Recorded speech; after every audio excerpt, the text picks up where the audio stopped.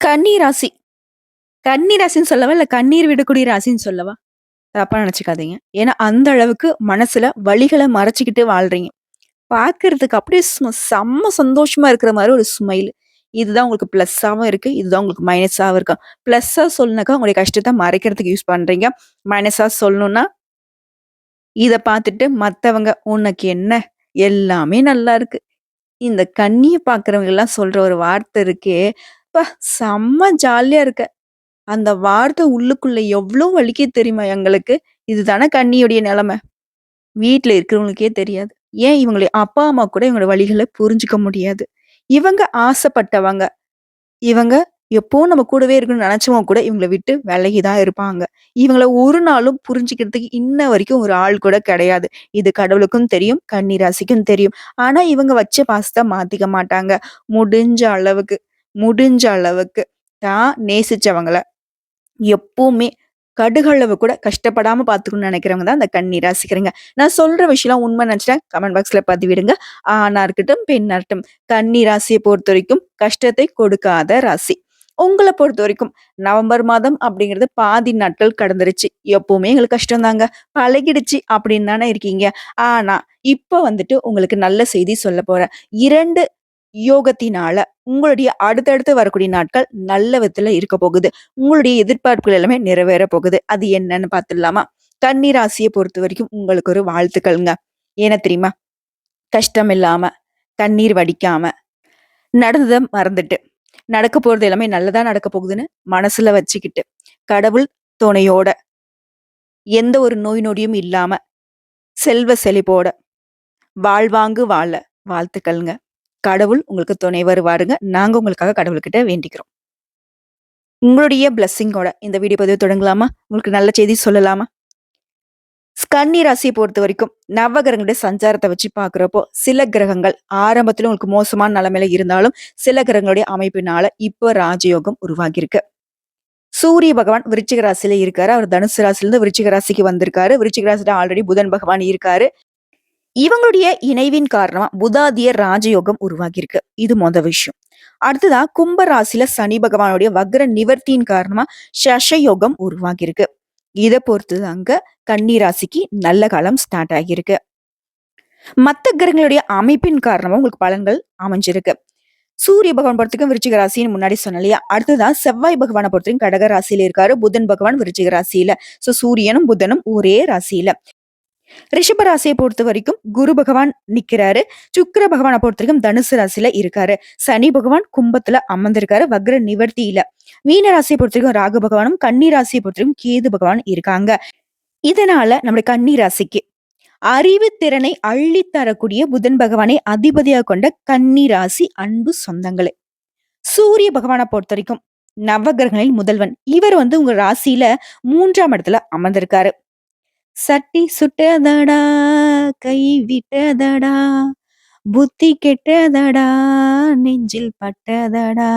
இப்படி மனம் போன போக்குல வாழ்க்கையை நகர்த்தி கொண்ட உங்களுக்கு இந்த காலகட்டம் எதெல்லாம் நீங்க எதிர்பார்த்தீங்களோ அது எல்லாமே நடக்கும். நினைச்சதும் நடக்கும், நினைக்காதும் உங்களுக்கு நல்லதாவே நடக்கும். நடக்கிறது எல்லாமே உங்களுக்கு சாதகமான அமைப்புல நடக்கும். இப்ப புரியுதா? அந்த ஏனோ தானன்ற வாழ்க்கை இனி இல்ல. என்னடா அந்த வாழ்க்கைன்றதும் இல்ல. அடடா! என்ன ஒரு வாழ்க்கை. இதுதான் இப்ப இருக்க போகுது. முக்கியமா அனாவசியமான கோவங்கள அறவே ஒதுக்கிருவீங்க. சந்திர பகவானுடைய இடமாற்றங்கள் அதன் காரணமா எழுச்சியான பலன்களை கொண்டு வராரு. அதாவது சூரிய பகவான் உங்களுக்கு இருக்கக்கூடிய கஷ்டங்களை போக்குறாரு. சந்திர பகவான் உங்களுக்கு சந்தோஷமான நிகழ்ச்சிகளை எடுத்து கொடுக்குறாரு. முன்ன ஏனோ தானோன்னு இருந்தீங்க இல்லையா? இப்போ ரொம்பவே சுறுசுறுப்பா நெனச்சத அதாவது கட்டம் கட்டி அடிச்சு தூள் கெளப்ப போறீங்க. பெரியவங்களுடைய பாராட்டும், மேல் அதிகாரிகளுடைய அணுக்கமான நட்பும் உங்களுக்கு உதவிகரமா இருக்கும். அதுவே வியாபாரம் செய்யக்கூடிய கன்னி ராசிக்கு பெரிய உதவியா இருக்கும். ஓகேவா? அடுத்த செவ்வாய் பகவான பொறுத்தவரைக்கும் 11ஆம் இடத்துல இருக்காரு. இதனால புதுசா வீடு கட்டுவீங்க. ஆல்ரெடி வீடு கட்ட தொடங்கி, இப்ப கட்டலாம், அப்ப கட்டி முடிக்கலாம்ன்னு சொல்லிட்டு பண கஷ்டத்துல கட்ட முடியாம கூட தவிச்சிருக்கலாம். ஆனா இப்போ பணவரவு சாதகமா இருக்கு. புது வீடு கட்டி கிரகப்பிரவேசம் செஞ்சு ரொம்ப சந்தோஷமா குடி புக போறீங்க. பொன் பொருள் சேரும். குடும்பத்துல மகிழ்ச்சியை உருவாக்கும். கன்னி ராசிக்கெல்லாம் சந்தோஷமே இல்ல. கன்னி ராசிக்காரர்கள் வீட்லலாம் நல்ல நிகழ்ச்சின்றதுக்கு வாய்ப்பே இல்லலாம் நெனச்சிருப்பீங்க இல்லையா? இப்பலாம் அப்படி கிடையாது. கடவுள் முடிவு பண்ணிட்டாரு. கிரகங்களுடைய அமைப்பு உங்களுக்கு சாதகமா இருக்கு. எல்லாமே நல்லா இருக்கிறதுனால, மகிழ்ச்சியான செய்திகள் மட்டுமே இனி நீங்க கேட்க போறீங்க, அனுபவிக்க போறீங்க. உடல் உபாதைகள பொறுத்தவரைக்கும், சின்ன சின்ன ஆரோக்கிய கெடுதல்கள் ஏற்படுறதுக்கு வாய்ப்புகள் இருக்கு. ரொம்ப சின்னதா, சின்னதா ஒரு ஃபீவரு, தலைவலி, கை, கால் வலிக்கிறது இந்த மாதிரி தான். உடனே மருத்துவர்கிட்ட போயிட்டு சிகிச்சை பார்த்து சரி செஞ்சுக்கோங்க. அடுத்த புதன் பகவான பொறுத்தவரைக்கும் உங்க ராசிக்கு 3ஆம் இடத்துல அமர்ந்திருக்காரு. மனசுக்கு கட்டுப்பாடு ரொம்ப அவசியம். புதன் பகவான பொறுத்தவரைக்கும் உங்களுக்கு அதிபதி தான். இருந்தாலும் மனச வந்துட்டு தேவையில்லாம யோசிக்க விட்டுறாதீங்க. அது அப்படி, இது அப்படி, ஏன் அவங்க அப்படி நெனச்சாங்க? இப்படி ஓவர் திங்கிங் கன்னி ராசிக்கு வேணாம். ஸ்டாப் பண்ணிடுங்க. அரசாங்க வேலையில அலட்சியம் காட்டாதீங்க. சரியான நேரத்துக்கு வேலைய செஞ்சு முடிச்சுருங்க. அதே மாரி கொஞ்சம் அப்படி இப்படி இருக்கக்கூடிய ஆட்கள ஒதுக்கி வைங்க. ஆணா இருந்தீங்கனாக்கா பெண்கள்கிட்டயும், பெண்களா இருந்தீங்க அப்படின்னாக்கா ஆண்கள்கிட்டயும் கவனமா பழகணும். இல்ல அப்படின்னாக்க, அது வந்து கஷ்டத்த ஏற்படுறதுக்கு வாய்ப்பு இருக்கு. சுருக்கமா சொல்லணும்னாக்க, அது உங்களுக்கு அவமானத்த ஏற்படுத்துறதுக்கு வாய்ப்பு இருக்கு. தலை குனிய வேண்டிய நிலை வரும். அத மட்டும் கொஞ்சம் தவிர்த்துடுங்க. அடுத்து குரு பகவான பொறுத்தவரைக்கும் 9ஆம் இடத்துல இருக்காரு. ஓடி போனவனுக்கு 9ல குருப்பா. நல்லா இருக்கான்ப்பான்னு நாங்கலாம் வந்துட்டு ஜோதிடர் சொல்லுவோம். சோ அத பொறுத்தவரைக்கும் பந்தக்கால் நட்டு திருமண வைபவங்களை நடத்தி கொடுக்கிறாரு. திருமணமே ஆகல. வரன் கூடவே இல்ல. என்ன பண்ணாலும் சரி.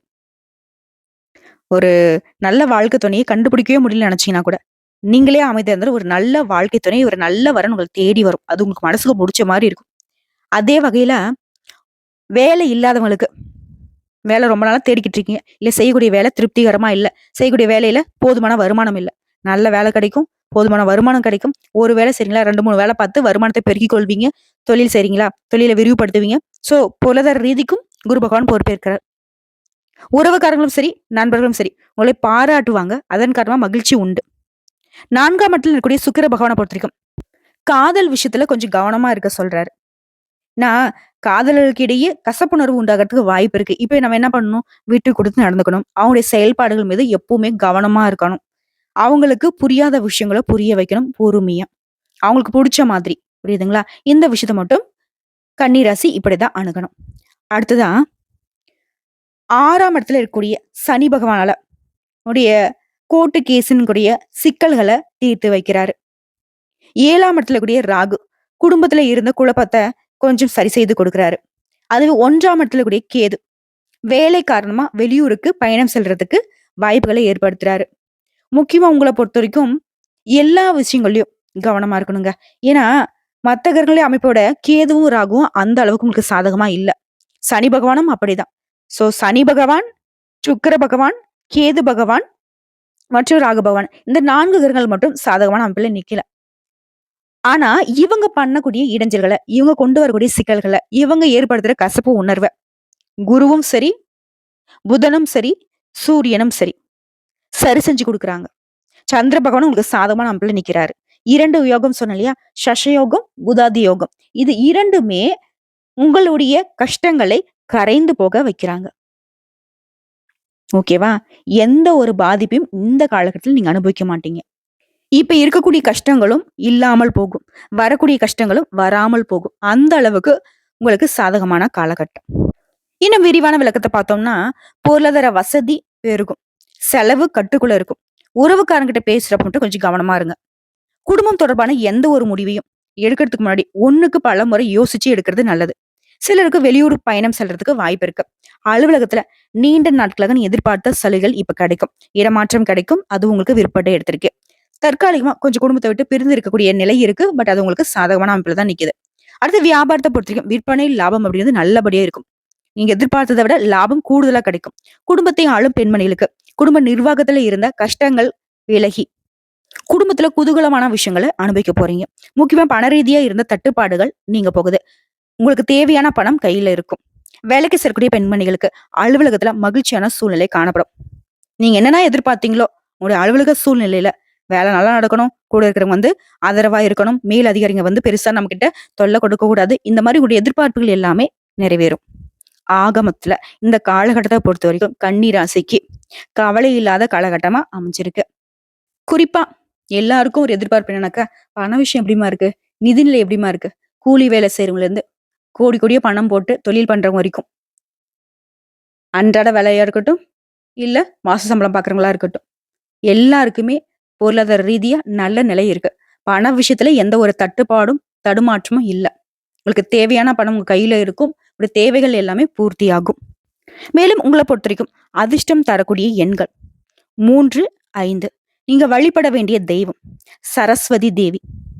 அதே மாதிரி இந்த அம்மனுடன் சேர்த்து கிரகங்களுடைய அமைப்பு கொஞ்சம் அப்படி இப்படி இருக்கு இல்லையா? இந்த 4 கிரகங்களும் சாதகமா இல்லன்னு சொன்னேன் இல்லையா?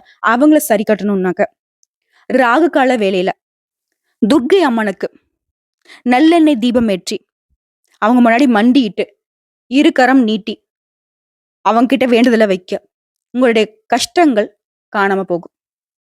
தன்னம்பிக்கை, தைரியம், எதையும் பார்த்துக்கலாங்கிற துணிச்சல் எல்லாமே உங்களுக்கு சாதகமான அமைப்புல நிக்கிறது எல்லாத்துக்கும் இவங்க பொறுப்பேற்பாங்க. எல்லாமே நல்லதாவே நடக்கும். அந்த அளவுக்கு துர்க்கை அம்மனுடைய வழிபாடு உங்களுக்கு மிகப்பெரிய வரமா நிக்கும். புரியுதுங்களா? சரஸ்வதி தேவியை பொறுத்தவரைக்கும் உங்களுக்கு ராசிக்கு அதிபதி புதன் பகவான். படிப்புக்கு இவங்க. சோ இந்த 2 தெய்வங்களுடைய வழிபாடு உங்களுடைய நிலையை இன்னும் வலுவாக்கி கொடுக்கும். உங்களுடைய எதிர்பார்ப்புகள் நிறைவேறும். எதிரிகளுடைய கொட்டத்தை அடக்க முடியும். சரிங்களா? மேலும் பேசணும்னா இந்த காலகட்டத்தை பொறுத்தவரைக்கும் நம்மளுடைய கன்னி ராசிக்கு அதிர்ஷ்டமான நிறம் பிரவுன் கலருங்க. அதிகமா பிரவுன் கலரை பயன்படுத்துங்க. அதிர்ஷ்டம் உண்டாகும். அதிர்ஷ்டம் நிலைக்கும். புரியுதுங்களா? ஆக மொத்தத்துல இப்போ கன்னி ராசிக்காரங்க உணர்ந்திருப்பீங்க. நமக்கு எல்லாமே இனி நல்லதா தான் நடக்க போகுதுங்கிறத புரிஞ்சுகிட்டு இருப்பீங்க. இன்னும் சிறப்பாக இருக்குனாக்க, அனுதினமும் உங்க வீட்டு பூஜை பூஜைகள் செய்து தீபம் ஏற்றி துர்க்கையம்முடைய நாமத்தை 27 முறையும், சரஸ்வதி தேவியுடைய நாமத்தை 27 முறையும் பாராயணம் செய்து அன்றாட வேலைகளை செய்யறப்போ எல்லாமே உங்களுக்கு நல்லதாவே நடக்கும். வந்த கஷ்டம் கரையட்டும். வரக்கூடிய கஷ்டம் விலகட்டும். இனி நடக்கிறது எல்லாமே உங்களுக்கு நல்லதாவே நடக்கட்டும். கடவுள் இதற்கு துணை வரட்டும். வீடியோ பதிவு உங்களுக்கு பிடிச்சதுனாக்க நம்ம வீடியோக்கு ஒரு லைக் பண்ணிடுங்க. மறக்காம நம்மளுடைய முருகன் ஜோதிடம் சேனலை சப்ஸ்கிரைப் பண்ணி பக்கத்துல இருக்க பெல் ஐக்கானை கிளிக் பண்ணி வச்சுக்கோங்க. அப்பதான் நம்முடைய வீடியோ பதிவு உடனடியாக உங்களை சேருங்க. மேலும் ஏதாவது ஆன்மீக தகவல் தேவைப்படுச்சுன்னா கமெண்ட் பாக்ஸ்ல பதிவிடுங்க. உடனடியாக பதில் தெரிவிக்கப்படும். வாழ்க வளமுடன்.